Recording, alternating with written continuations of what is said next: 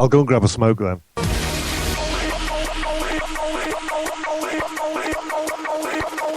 You are now listening to the Pod Tsunami on the Pod Tsunami Network.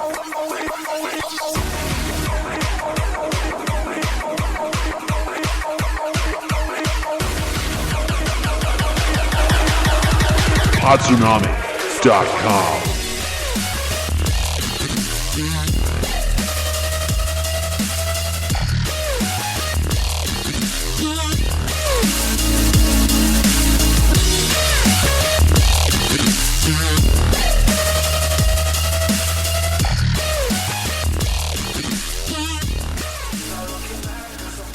What is up, ladies and gentlemen? It is the Pod Tsunami. We are back, and it is Tuesday again. I can't believe it's Tuesday. We are starting a little bit late, about 15 minutes late, but it is John Wilson's birthday today. Everybody wish John Wilson a happy birthday.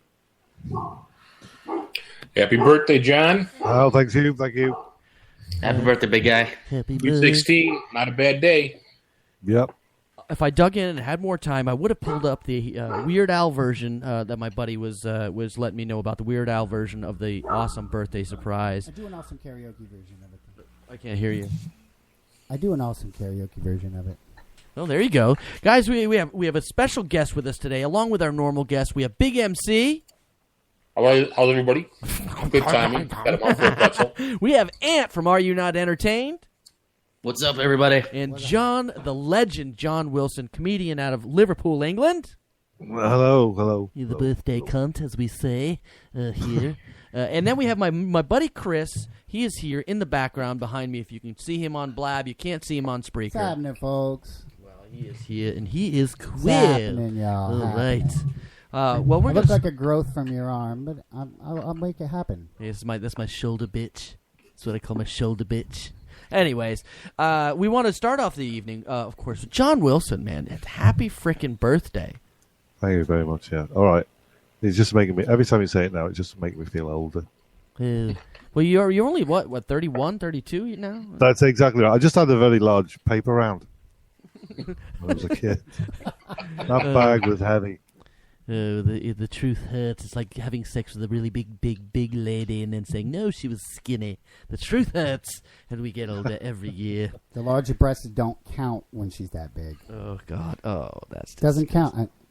Ugh, it's gross. It's gross. First star of the year. It's Thanksgiving this week in the United States. I know you guys have some kind of harvest situation over in the UK, but Thanksgiving is Thursday. This year, as usual. Every year. Every year. Thank you very much.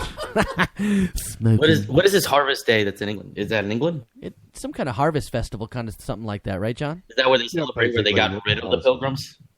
You got to get rid of the pilgrims. We were the pilgrims, for God's sake. That's the interesting part of it all right now, is that everybody's protesting of people immigrating from places that are going to take over the country. But the last time that happened, we got around a table on Thursdays. I need your mouth on that mic. You know how it He goes. started the sentence with, I need Happy your mouth. birthday to you, amigo. So, Get your mouth on this, sweet boy. The last time the immigrants came and we were scared they were going to take over the entire planet, they came to America and then we celebrated with turkey and stuffing and cranberry juice every Thursday. You didn't celebrate anything, you old Western European ass. Western. Eastern European ass. Thanksgiving originally was a harvest festival. Right. And it happened in September or early October, depending on when the crops are ready for picking. So every year it kind of depended on the weather and how things were. But it was a harvest festival. Everybody got together and helped everybody out. So that's how it started in the United States as well. Until the cops came to steal my commercialized it for retail to tie it into Christmas and moved it to November. That works. Just a history moment for Thank you guys. Message. That's a good history moment. Brought to you by Big MC, who is on the Pod Tsunami show. As you can see him and listen to him now. Boys, we have interesting new news. I did get the Steinberg unit. I didn't quite hook it up yet because I was having a little issues. So once I figure that out, we're going to have a rockin' system and rockin' sound. We'll be ready to rock and roll. So I'm going to give thanks for that. Does anybody else want to give thanks for anything? No? Okay, well, fuck it. We're going to go ahead and jump right into Lexington, Kentucky. This is probably the best idea I've heard in a long, long time. John, are you high? You look like you're toasted. I'm just kidding. For you those that you can't see John, his eyes are bright red, and he's holding 2 doobies in his mouth at the same time. I'm just kidding. He looks like a walrus. One of those isn't a doobie in his mouth. I am the walrus. Lexington, Kentucky. Parking tickets can be paid with donations of canned food instead of cash during a month-long Food for Fines program in Lexington, Kentucky. I think that's pretty awesome because Lexington, Kentucky does have a huge homeless and very low-income contingent. So I think this is going to help a lot of people. I think it's a pretty damn good idea. What do you think? How many cans does it take to get out of a ticket or to pay off a ticket? For every 10 cans, you get $15 credit. Yeah, there you go. You're suggesting bribing them with the canned food? Bribing them with the canned food. Oh. So they cut off. They got 6,200 cans, so they ended up with $9,300 of credit towards fines and citations.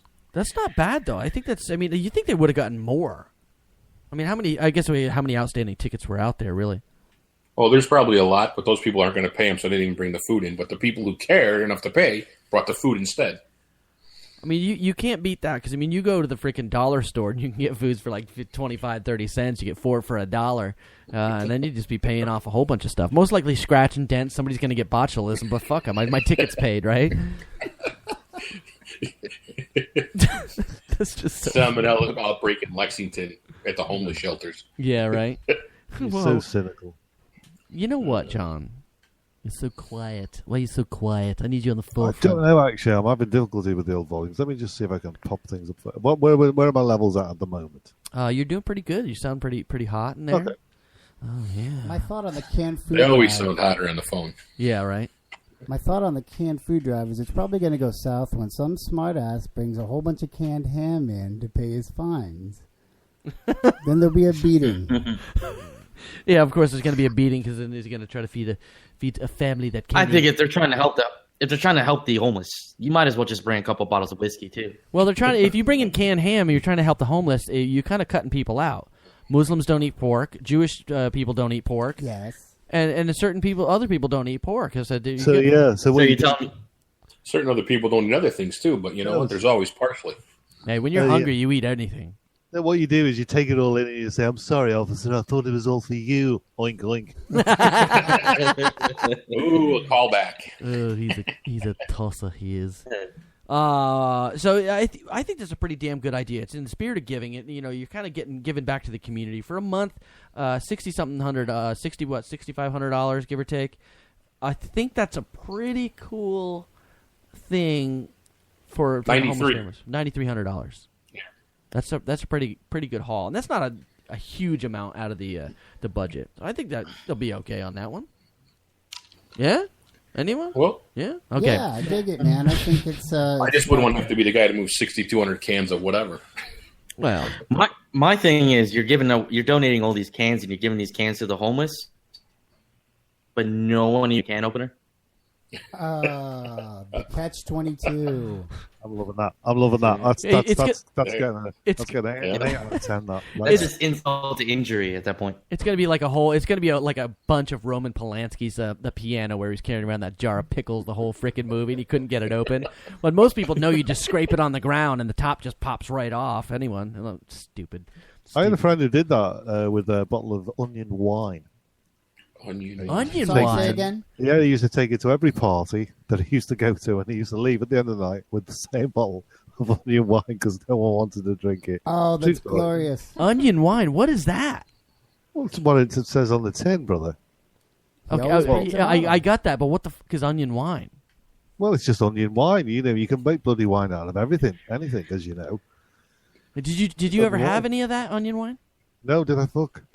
Did I fuck? Happy birthday. He wants any of that shit. That's why. But he was such a tight arse. He was so miserable. Was he trying to re-gift it? No, he just didn't want to have to spend any money, so he brought it. Nobody drank it. He'd bring it again. I used to bring a 6-pack of Guinness Extra Stout to house parties at the University of South Florida because nobody would drink them, and I would have my entire 6-pack. I know Guinness sucks, man. Over in the United States, Guinness sucks. I'm sure it's way better overseas because they don't put a bunch of crap in it. Well, it depends on what crap you're talking about. I mean, High fructose corn syrup and shit like that. Monsanto. Yeah, they put high fructose corn syrup in it over here.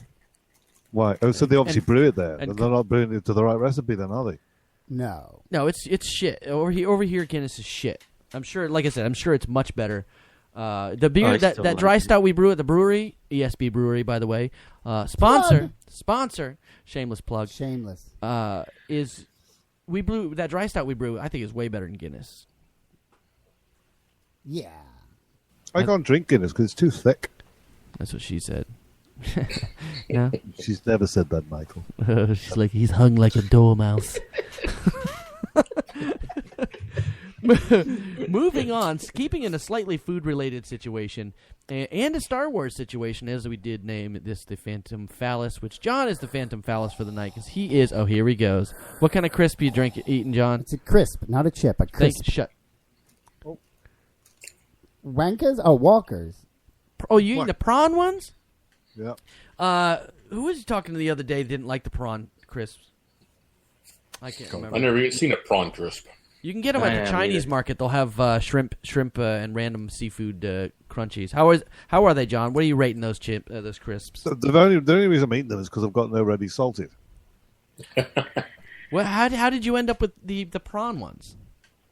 Oh, well, I buy them for my youngest son. He likes them. Oh, he does. I was about to say, because you get the ready salted are usually right next to the prawn and weird-ass fucking flavors like pickles and onions or onions and... What were those ones I was eating the other day? Those are really good, actually. Yeah, they were really good. My guess is that he's already well drunk because it is, in fact, his birthday, and that looked exciting and delicious in his current state of affairs. He's just going to eat them anyway. He's like, crisps. I need the crisps. That's the sound of the crisp crossing his palate.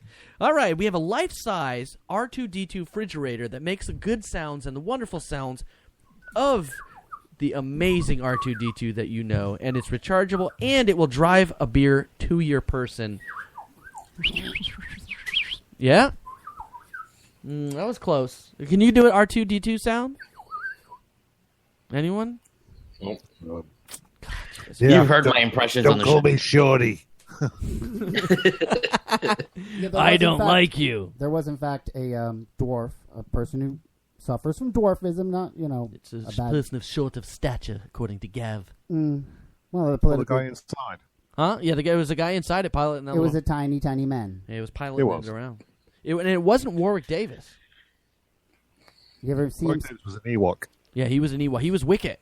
He was the main Ewok that met Leia first off. That's right. Cool. Yeah.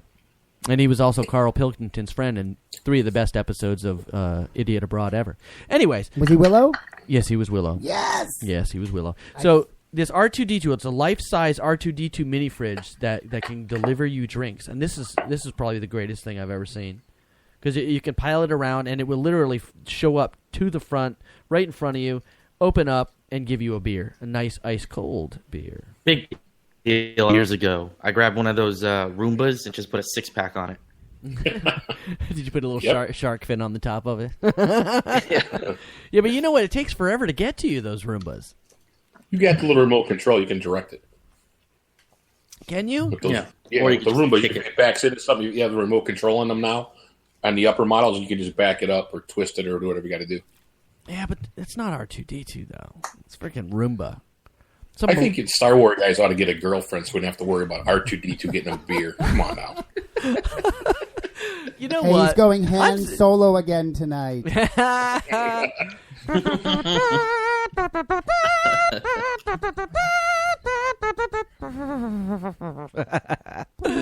I think it's a badass thing, man. It's pretty awesome. I mean, if you're getting laid, I mean, those Japanese guys, they're getting laid. This is a Japanese invention. Cosplay? Cosplay. Oh, yeah, that's what I'm talking about. Dress them up like Sailor Moon. Oh, I love their videos. Oh, God. So I think it's a pretty cool idea, man. I would rock and roll that thing all day long. I would rock and roll what thing?